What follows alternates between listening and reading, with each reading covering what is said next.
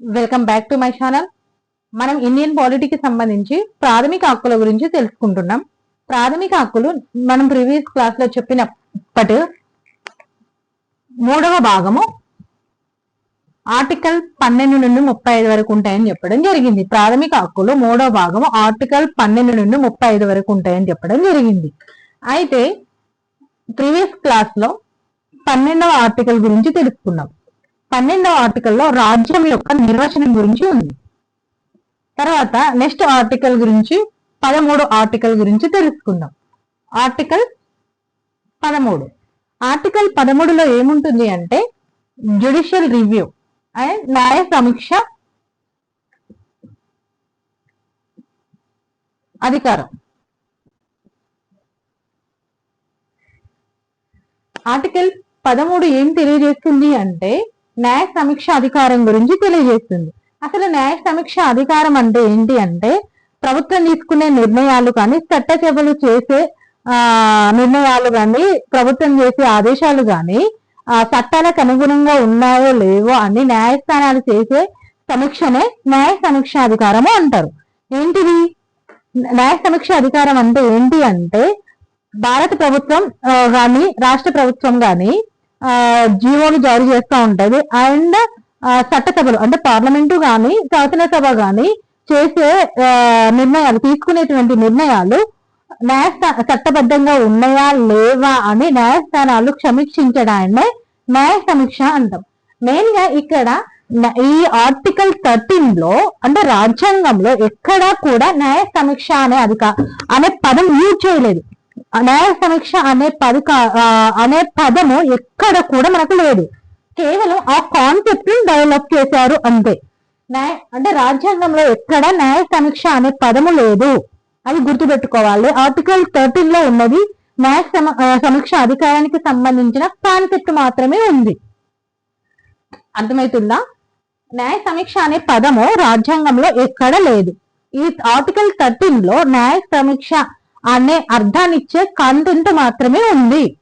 తర్వాత ఈ ఆర్టికల్ 13 పరిశీలించినట్టే ఆర్టికల్ 13(1) ఆర్టికల్ 13 క్లాస్ 1 ఆర్టికల్ 13(1) ఏం చెప్పారు అంటే మన భారత రాజ్యాంగం అమల్లోకి రాకముందు ఏవైనా చట్టాలు ఇప్పుడు ప్రాథమిక హక్కులకు వ్యతిరేకంగా ఉంటే అవి చెల్లవు. అంటే ఏంటి అది రాజ్యాంగం అమల్లోకి రాకముందు ఉన్న చట్టాలు ఇప్పుడు ప్రాథమిక హక్కులకు వ్యతిరేకంగా ఉంటే చెల్లవు. అండ్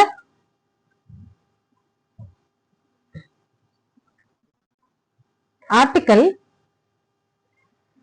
13(2) ఈ 13(2) ఏం చెప్తుందంటే భారత రాజ్యాంగం అమల్లోకి వచ్చిన తర్వాత చట్టాలు ఏవైతే ఉన్నాయో అంటే చేసినటువంటి చట్టాలు ఏవైతే ఉన్నాయో అవి ప్రాథమిక హక్కులకు భంగం కలిగించే విధంగా ఉంటే, అంటే వ్యతిరేకంగా భంగం కలిగించే విధంగానైనా ఉంటే అవి కూడా చెల్లవు. అండ్ ఆర్టికల్ 13 క్లాస్ 3 ఇదేం చెప్తుంది అంటే కేంద్ర ప్రభుత్వం కానీ రాష్ట్ర ప్రభుత్వం కానీ అంటే శాసనసభలు కానీ ఐ థింక్ శాసనసభలో నడుచుకోవచ్చు, శాసనసభ కానీ పార్లమెంటు గాను చేసే చట్టాలు ప్రాథమిక హక్కులకు వ్యతిరేకంగా ఉంటే చెల్లవు. అండ్ ఇంకొకటి ఏంటంటే ఇప్పుడు మనకు ఆర్డినెన్స్ ఉంటాయి కదా, ఆర్డినెన్స్ అంటే తెలుసు కదా. ఆర్డినెన్స్ అనే పదానికి అర్థము అత్యవసర ఆజ్ఞ అని అర్థం. అత్యవసర ఆజ్ఞ అని అర్థము. ఈ ఆర్డినెన్స్ అంటే ఒక బిల్లు చట్టంగా మారాలి అంటే పార్లమెంటులో సంబంధించి లోకసభ రాజ్యసభ ఆమోదం పొందిన తర్వాత రాష్ట్రపతి సైన్ ద్వారా ఒక బిల్లు చట్టంగా మారుతుంది. అట్లనే రాష్ట్రానికి సంబంధించి కొన్ని రాష్ట్రాల్లో 2 సభలు ఉంటాయి, కొన్ని రాష్ట్రాల్లో ఒకటే సభ ఉంటుంది కదా.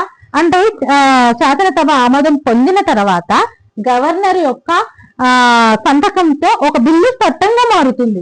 కానీ ఇక్కడ ఏంటంటే ఇప్పుడు నిన్ననే పార్లమెంట్ సమావేశాలు కానీ శాసనసభ సమావేశాలు అయిపోయాయి. ఇప్పటికిప్పుడు ఒక బిల్లును అత్యవసరంగా పాస్ చేయాల్సిన అవసరం వచ్చింది. ఇప్పటికిప్పుడే నిన్ననే అయిపోయినాయి కాబట్టి పార్లమెంట్ సమావేశాలు ఇప్పటికిప్పుడే ఆ పార్లమెంట్ కానీ శాసనసభలు కానీ మళ్ళీ సమావేశం అయ్యే పరిస్థితి లేదు. అలాంటి సందర్భంలో ఆర్టికల్ 123 ప్రకారము రాష్ట్రపతి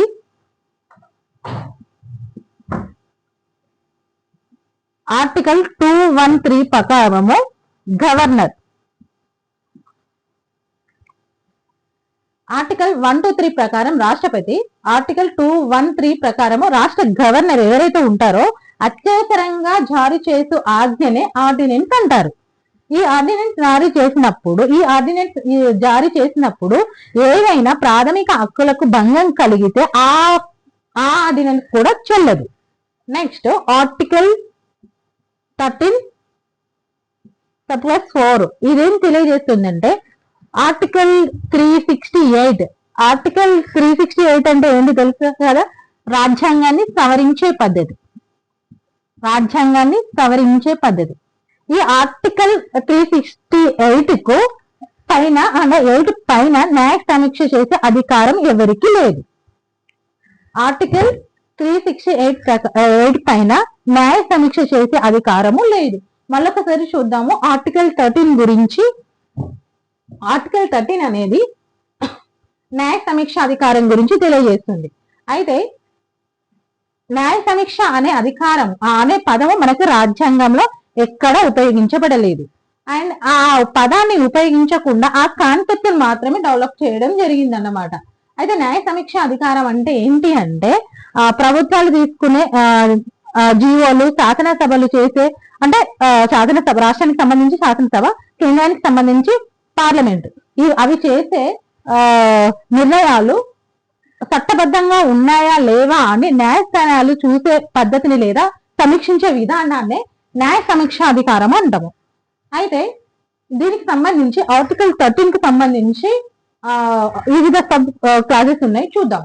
ఆర్టికల్ 13 క్లాస్ 1 ఏం తెలియజేస్తుంది అంటే భారత రాజ్యాంగం అమల్లోకి రాకముందు ఉన్న చట్టాలు ఏవైతే ఉంటాయో అవి ప్రాథమిక ఇప్పుడున్న ప్రాథమిక హక్కులకు భంగం కలిగించే విధంగా ఉంటే అవి చెల్లవు. అండ్ ఆర్టికల్ 13 క్లాస్ 2 ప్రకారం రాజ్యాంగం అమల్లోకి వచ్చిన తర్వాత ఎప్పుడు ఉన్న ప్రాథమిక హక్కులకు భంగం కలిగించేవి ఉంటే ఆ చట్టాలు కూడా చెల్లవు. అండ్ ఆర్టికల్ 13 క్లాస్ 3 ప్రకారం పార్లమెంటు మరియు శాసనసభలు చేసే నిర్ణయాలు కానీ రాష్ట్రపతి కానీ అండ్ గవర్నర్ గాని చేసే ఆర్డినెన్స్ ప్రాథమిక హక్కులకు వ్యతిరేకంగా ఉంటే అవి కూడా చెల్లవు అన్నమాట. అండ్ ఆర్టికల్ 13 సబ్ క్లాస్ 4 ఏం తెలియజేస్తుంది అంటే ఆర్టికల్ 368 ప్రకారం 8 అనేది ఏంటిది, రాజ్యాంగాన్ని సవరించే పద్ధతి. ఈ పద్ధతి మనం దక్షిణాఫ్రికా నుండి తీసుకున్నాం కదా. దీనిపైన ఈ ఆర్టికల్ పైన న్యాయ సమీక్ష అధికారం అనేది లేదు. నెక్స్ట్ ఆర్టికల్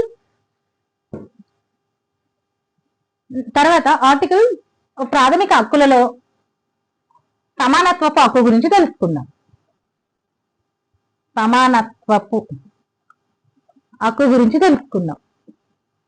ఈ సమానత్వపు హక్కు మనకి ఎక్కడి నుండి ఉంటుందంటే 14 నుండి 18 వరకు ఉంటాయి. ఈ సమానత్వపు హక్కుల్లో 14 ఆర్టికల్ ఏం తెలియజేస్తుందో చూద్దాం. 14వ ఆర్టికల్ చట్టం ముందు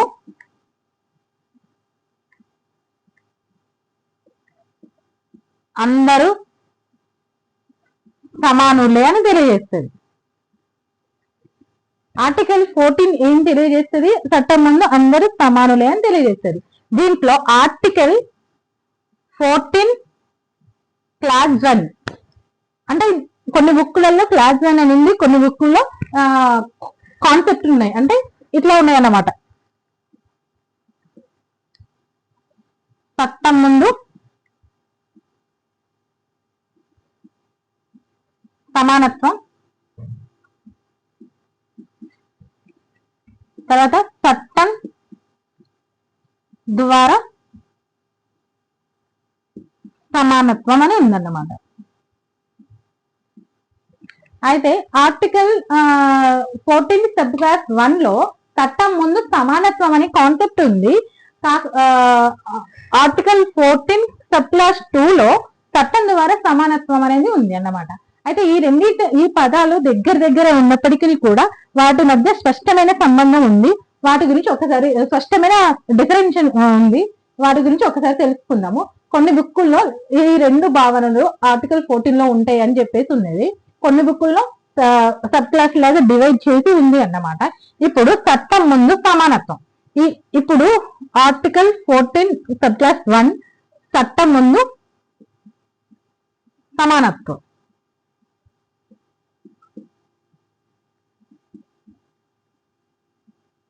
ఈ భావనను మనం బ్రిటన్ నుండి తీసుకోవడం జరిగింది. అన్నమాట. అయితే దీని ప్రకారం ఏంటి అంటే చట్టం అందరికీ సమాన అవకాశాలను ఇస్తుంది.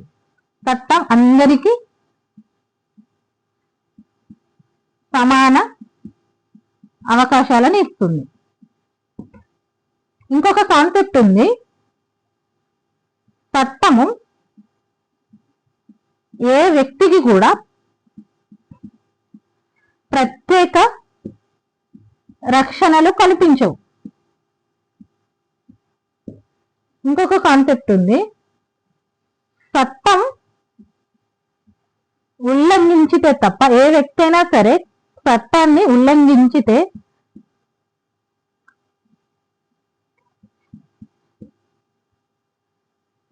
తప్ప శిక్షించరాదు. ఒకసారి చూద్దాము మనము. ఇందులో ఆర్టికల్ 14(1) లో చట్టం ముందు అందరూ సమానత్వం అనే భావన ఉన్నది. అయితే ఈ భావనను మనము బ్రిటన్ నుండి తీసుకోవడం జరిగింది. దీని ప్రకారం చట్టం అందరికి సమాన అవకాశాలను ఇస్తుంది. అండ్ ఏ వ్యక్తికి కూడా ప్రత్యేక రక్షణలు కలిగి ఉండవు. అంటే ప్రధానమంత్రి నుండి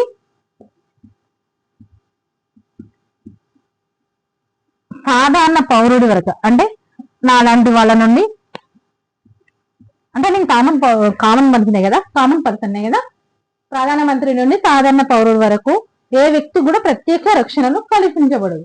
అయితే ఒకసారి చూద్దాము. సరే, అంతా ఓకే. ఇప్పుడు ప్రధానమంత్రి నేను ఒకటేనా? రాష్ట్రపతి నేను ఒకటేనా? మరి రాష్ట్రపతి నేను ఒకటైనప్పుడు అతనికి ఎస్కార్ప్ ఉంటది, సెక్యూరిటీ ఉంటది. మరి నాకు ఎందుకు ఉండదు? అంతే కదా.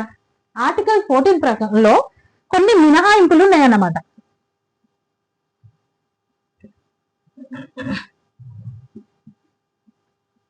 అంటే ఆర్టికల్ 14 కొందరికి వర్తించదు. ఎవరెవరికి వర్తించదు అంటే రాష్ట్రపతికి వర్తించదు, అండ్ గవర్నర్ కు వర్తించదు,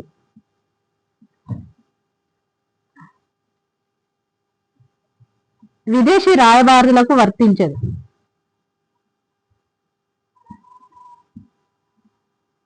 అండ్ హైకోర్టు, సుప్రీంకోర్టు ప్రధాన న్యాయమూర్తులు కాదు. ప్రధాన న్యాయమూర్తులకు మాత్రమే వర్తిస్తుంది, న్యాయమూర్తులకు కాదు. ఓన్లీ ప్రధాన న్యాయమూర్తులకు మాత్రమే వర్తిస్తుంది, న్యాయమూర్తులకు కాదు.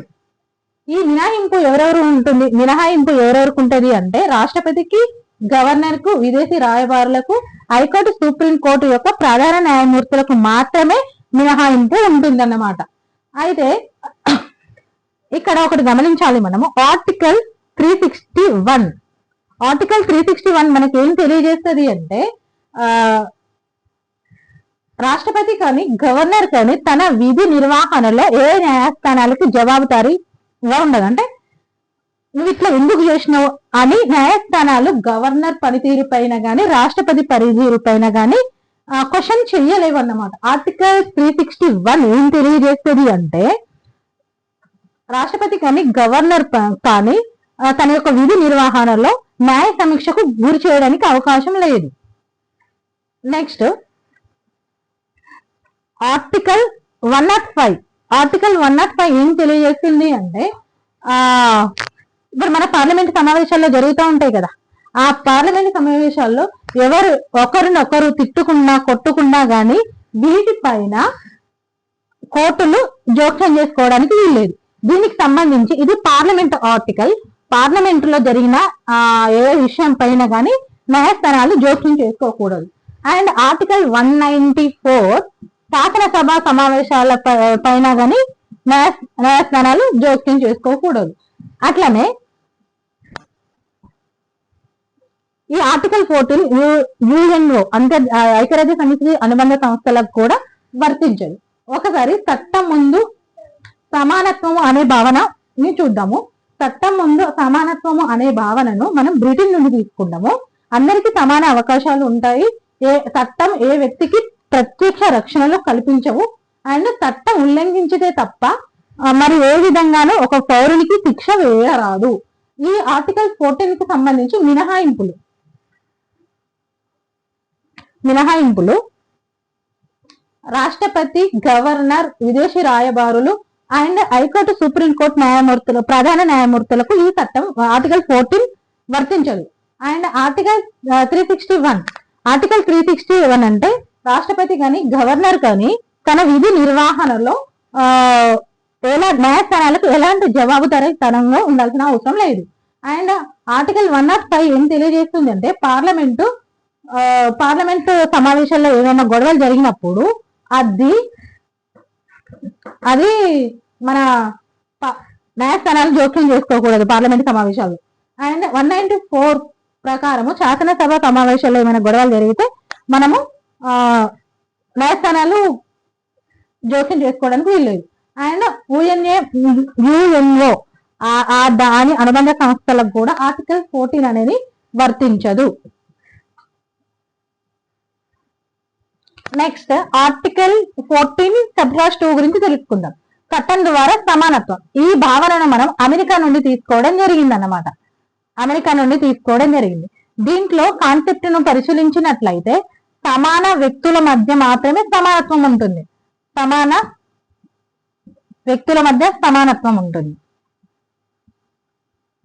అండ్ సమాన పరిస్థితుల మధ్య సమానత్వం ఉంటుంది.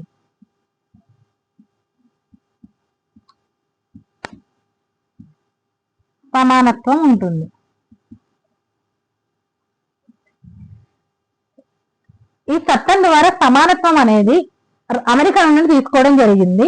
దీనిలో 2 కాన్సెప్ట్స్ ఉన్నాయి అన్నమాట. సమాన వ్యక్తుల మధ్య సమానత్వం ఉంటుంది, సమాన పరిస్థితుల మధ్య సమానత్వం ఉంటుంది. అట్లనే ఒకే రకమైన పరిస్థితులు ఉన్న వాళ్ళ మధ్య విభేదాలు ఉండకూడదు. ఒకే రకమైన పరిస్థితులు ఉన్న వ్యక్తుల మధ్య విభేదాలు ఉండకూడదు. అంటే ఇప్పుడు రాష్ట్రపతి ఇది డైరెక్ట్ చెప్పేస్తుంది ఆర్టికల్ 14++2 రాష్ట్రపతికి మనకు ఫుల్ డిఫరెన్స్ ఉంటది అని చెప్పేసి. నెక్స్ట్ ఆర్టికల్ 15 గురించి తెలుసుకుందాం. నెక్స్ట్ ఆర్టికల్ 15 ఏం తెలియజేస్తుంది అంటే కులము, మతము, లింగము, జన్మస్థానం. కులము, మతము, లింగము, జన్మస్థానం, జాతి. ఈ 5 అంశాల ఆధారంగా వివక్షత చూపరాదు. ఇవి ఖచ్చితంగా ఈ 5 అంశాల ఆధారంగా వివక్షత చూపరాదన్నమాట. నెక్స్ట్ ఆర్టికల్ 15++1 ఆర్టికల్ 15++1 ఏం తెలియజేస్తుంది అంటే ఈ 5 అంశాలు ఉన్నాయి కదా, ఈ 5 అంశాల ఆధారంగా బహిరంగ ప్రవేశాన్ని నిరోధించరాదు. అంటే పార్కులు కానీ, రెస్టారెంట్ కానీ, హోటల్స్ కానీ అలాంటి ప్రదేశాల్లో ఈ 5 నువ్వు ఈ కులానికి చెందినవాడివి, ఈ మతానికి చెందినవాడివి, ఈ లింగానికి చెందినవాడివి అని చెప్పేసి చేయరాదు. అందుకే మనము ఈ శబరిమల కేసు ఉంటుంది కదా, ఈ శబరిమల కేసు సంబంధించి లింగం ఆధారంగా శబరిమల పంపిస్తా ఉంటారు. మామూలుగా అది సాంప్రదాయం అయినప్పటికీ కూడా చాలా మంది అంటే కొంచెం ఫిమేల్ నిజం ఉన్న వాళ్ళు కోర్టుకి వెళ్ళడం జరిగింది. సో అందుకే ఇటీవల కాలంలో శబరిమల టెంపుల్ కు ఫిమేల్స్ ని కూడా అనుమతించడం జరుగుతుంది. అయితే అది దీని ప్రకారమే అన్నమాట. ఆర్టికల్ 15+1 ఏం తెలియజేస్తుంది అంటే ఈ పైన 5 అంశాలు ఉన్నాయి కదా, ఆ 5 అంశాల ఆధారంగా బహిరంగ ప్రదేశాల్లో ప్రవేశం అనేది వ్యతిరేకించకూడదని తెలియజేస్తుంది. నెక్స్ట్ ఆర్టికల్ సబ్ క్లాస్ 3 ఇది 2. ఇదేంటంటే ఆర్టికల్ సబ్ క్లాస్ 2 ఏం తెలియజేస్తుంది అంటే 3 ఏం తెలియజేస్తుంది అంటే మహిళలు మరియు బాలికలు, మహిళలకు బాలికలకు ప్రత్యేక హక్కులు కల్పించవచ్చు. ఇది ఇలా కల్పించడం అనేది వివక్ష చూపడం కాదు అనే కాన్సెప్ట్ ని తెలియజేస్తుంది. దీని ప్రకారమే రాజ్యాంగంలోని ఆర్టికల్ 15 సబ్ క్లాస్ 3 ప్రకారమే మనకు తెలంగాణ రాష్ట్రానికి సంబంధించి ఫ్రీ బస్ స్కీమ్ ఉంది కదా, మహాలక్ష్మి. ఈ మహాలక్ష్మి స్కీమ్ మేల్స్ నచ్చకపోయినా కానీ సైలెంట్ గా ఉండడానికి రీజన్ ఏంటంటే ఆర్టికల్ 15 సబ్ క్లాస్ 3 ప్రకారం మహిళలకు మరియు బాలికలకు ఎవరైతే చైల్డ్స్ ఉంటారు కదా వాళ్లకు ప్రత్యేక సదుపాయాలు కల్పించవచ్చు. ఇది వివక్ష కిందికి రాదు. అందుకనే దీనిపైన ఎవరు కోర్టుకి వెళ్ళలేదు, లేకపోతే కోర్టుకి వెళ్తుండే. నెక్స్ట్ ఆర్టికల్ సబ్ క్లాస్ 4 ఏం తెలియజేస్తుంది అంటే ఎస్టీలకు ఎస్సీలకు రిజర్వేషన్స్ కల్పించడం కూడా వివక్షత చూపినట్టు కాదు అని తెలియజేస్తుంది. ఆర్టికల్ 15 క్లాస్ 5 ఏం తెలియజేస్తుంది అంటే ఓబీసీలు ఆర్థికంగా వెనుకబడిన ఓబీసీలకు రిజర్వేషన్లు కల్పించవచ్చు. ఆర్టికల్ 15 సబ్ క్లాస్ 6 ఏం తెలియజేస్తుంది అంటే ఈడబ్ల్యూఎస్ రిజర్వేషన్ అంటే అగ్ర వర్గాలలో ఉన్నటువంటి వెనుకబడిన తరగతులకు 10% రిజర్వేషన్ కల్పించడం అనేది ఆర్టికల్ 16 ప్రకారము ఈడబ్ల్యూఎస్ 10% రిజర్వేషన్ కల్పించవచ్చు. దీనిని మనము ఈ రిజర్వేషన్ అనేది 103వ రాజ్యాంగ సవరణ ద్వారా చేర్చడం జరిగింది. దీని ఆర్టికల్ 15 మళ్ళీసారి చూద్దాము. ఆర్టికల్ 15 ఏం తెలియజేస్తుంది అంటే కులము, ఆర్టికల్ 15 సబ్ క్లాస్ 1 అందాము. కులము, మతము, లింగము, జన్మస్థానము, జాతి ఈ 5 అంశాల ఆధారంగా వివక్షత చూపరాదు. అండ్ ఆర్టికల్ 15 సబ్ క్లాస్ 2 ప్రకారం ఏంటంటే ఈ పై కులము, మతము, లింగము, జన్మస్థానము, జాతి అనే భావాల ఆధారంగా బహిరంగ ప్రదేశాల్లో నిషేధం చేపట్టరాదు, అంటే అందరికీ ప్రవేశం ఉంటుంది. తర్వాత ఆర్టికల్ 15 సబ్ క్లాస్ 3 ప్రకారము మహిళలకు బాలికలకు ప్రత్యేక రక్షణలు సదుపాయాలు కల్పించవచ్చు. ఇక్కడ ఆర్టికల్ 15 మనకు సంబంధించి ఒక కేసు ఉంది, విశాఖ గైడ్ లైన్స్ అంటే పని ప్రదేశాల్లో మహిళలకు ప్రత్యేక రక్షణలు కల్పించాలి అనేది ఈ కేసు చాలా ఇంపార్టెంట్ అన్నమాట. ఈ లైంగిక